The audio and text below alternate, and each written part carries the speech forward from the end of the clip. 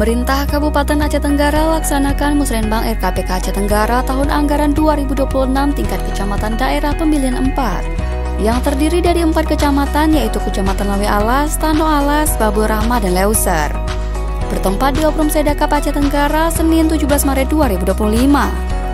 Bupati Aceh Tenggara Haji Muhammad Salim Fari SEMM menyampaikan dalam sambutannya bahwa Musrenbang wajib dilaksanakan dari bawah ke atas, mulai dari desa, kecamatan, dan kabupaten.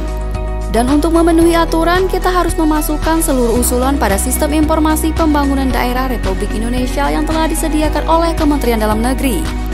Pak Hari juga mengimbau kepada Bapeda dan Dinas PUPR Aceh Tenggara agar menjadikan usulan Dapil 4 untuk pembangunan jalan sebagai usulan prioritas. Mengingat bahwa hal tersebut sangat penting karena jika ada pembangunan maka kehidupan akan bergerak. Semua usulan yang masuk dalam RKPK wajib diinput dalam aplikasi Sistem Informasi Pembangunan Daerah Republik Indonesia yang telah disediakan oleh Kementerian Dalam Negeri.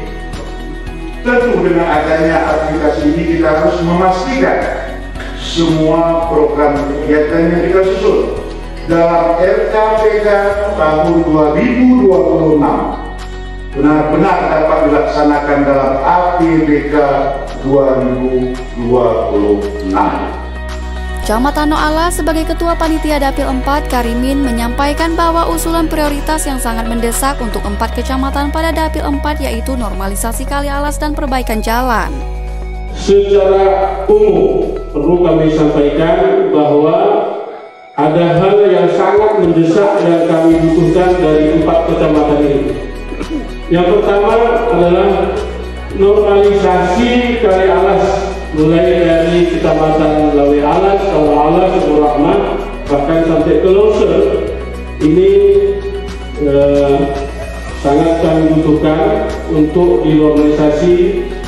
Kiranya kecamatan 4 kecamatan ini sangat dibutuhkan.